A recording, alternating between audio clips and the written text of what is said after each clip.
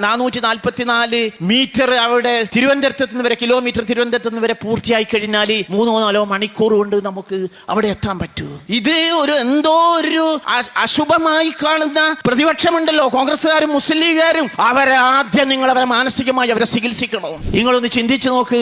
പിന്നാണ് ഞങ്ങൾ അവിടെ കുമ്പളയിൽ നിന്ന് പരിപാടി കഴിഞ്ഞ് അവിടെ കാസർഗോഡ് എത്തിയത് 14 മിനിറ്റ് കൊണ്ടാണ്. അത്രക്കും നല്ല റോഡ്.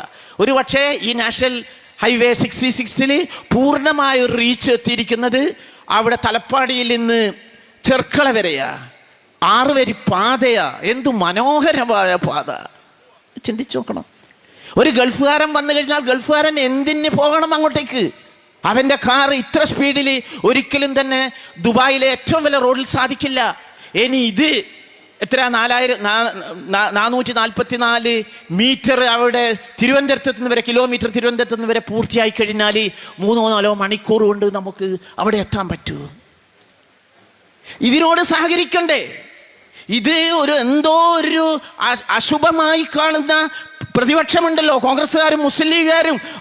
ആദ്യം നിങ്ങൾ അവരെ മാനസികമായി അവരെ ചികിത്സിക്കണം. നിങ്ങൾ ഒരു കാര്യം മനസ്സിലാക്കേണ്ടത്, ഈ നാഷണൽ ഹൈവേ 66 ഏറ്റവും നന്നായി പൂർത്തിയായിരിക്കുന്ന എവിടെയാണെന്നറിയില്ലേ? മലപ്പുറം ജില്ലയിലാ. ഏകദേശം നന്നായിട്ട് പൂർത്തിയായിട്ടുണ്ട്.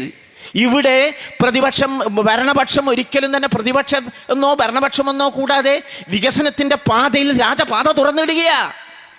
6 വരി പാതയാ. അടുത്തൊരു അനുഭവം ഉണ്ടായി. അവിടെ ചേളാരി കഴിഞ്ഞാലാണ് മലപ്പുറത്ത് ഏറ്റവും കൂടുതൽ അപകടമുള്ള ഒരു പ്രദേശം.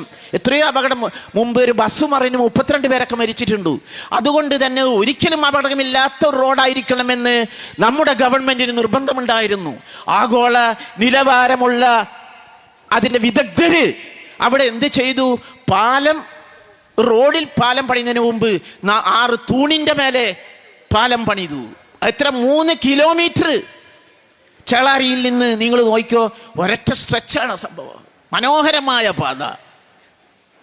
ഒരറബി വന്നു അദ്ദേഹത്തിൻ്റെ തൊഴിലാളിയുടെ സുഹൃത്തിൻ്റെ മകളെ കല്യാണത്തിന്. ഈ ചേളാരിയിലെ പാതയിൽ കൂടി ഈ 6 വരി പാതയിലൂടെ സഞ്ചരിക്കുന്ന സമയത്ത് ആ മനുഷ്യൻ പറഞ്ഞു, മാഷാ അല്ലാഹ്, ഇത് ഞങ്ങളുടെ ദുബായിലെ ഷേഖ് സായിദ് റോഡിനേക്കാൾ ഭംഗിയുള്ള റോഡാണല്ലോ. നമ്മുടെ ആതിഥേയനായ മുസ്ലിം ലീഗുകാരൻ ആവേശം കയറി. അയാൾ കാറിൻ്റെ പിന്നിൽ നിന്ന് മെല്ലെ പറഞ്ഞു, ഇതൊക്കെ നമ്മളെ കുഞ്ഞാപ്പ് ഉണ്ടാക്കിയതാണ്. ഇത് അതിൻ്റെ അപ്പുറം പറയൂ, ഇതൊക്കെ ഞങ്ങളെ സാധിക്കലി തങ്ങളുടെ പോരിശ കൊണ്ടുണ്ടായതാണ്, തന്നെത്താനുണ്ടായതാണ്. നിങ്ങൾ മനസ്സിലാക്കണം, ഒരു വികസനത്തിൻ്റെ നമുക്കൊന്നും സ്വപ്നം കാണാത്തൊരു പാതയാണ് ഈ ഏപ്രിൽ മെയ്യോടുകൂടി പൂർത്തിയാക്കാൻ പോകുന്നത് സംഭവം. നമ്മുടെ കോഴിക്കോട് ജില്ലയിലെ പാത വളരെ വികസിച്ചു കൊണ്ടിരിക്കുന്നത് സംഭവം. കണ്ണൂരിലും വർക്ക് നന്നായിട്ട് നടക്കുന്നുണ്ട് സംഭവം. എത്ര രൂപ നമ്മൾ ചിലക്കി? 5600 കോടി രൂപയാണ് നമ്മുടെ സംസ്ഥാന ഗവൺമെന്റ് ചെലവാക്കിയത്. സാധാരണ ഹൈവേ വികസനത്തിന്റെ കാര്യത്തിൽ ചില സഹായം നൽകുക എന്നല്ലാതെ ഭൂമി ഏറ്റെടുക്കേണ്ട ആവശ്യമുണ്ടായിരുന്നില്ല. ഇത് 2016 അന്നത്തെ ഉമ്മൻചാണ്ടി ഗവൺമെന്റ് ഫയല് പൂട്ടിവെച്ച് ഇതൊന്നും നടക്കൂല എന്ന് പറഞ്ഞ് പോയതാ. അതുപോലെ തന്നെ നമ്മുടെ നാഷണൽ ഹൈവേ അതോറിറ്റി അവരുടെ ഓഫീസ് പൂട്ടിപ്പോയതാ. അപ്പോഴാണ് സഖാവ് പിണറായി വിജയൻ അവരെ തിരിച്ചു വിളിക്കുന്നത്. അങ്ങനെ പൂട്ടിപ്പോകാൻ പാടില്ല. ഇതൊരു നാട്ടിൻ്റെ സ്വപ്നമാ, ഒരു നാട്ടിൻ്റെ നാടിമിടിപ്പാ.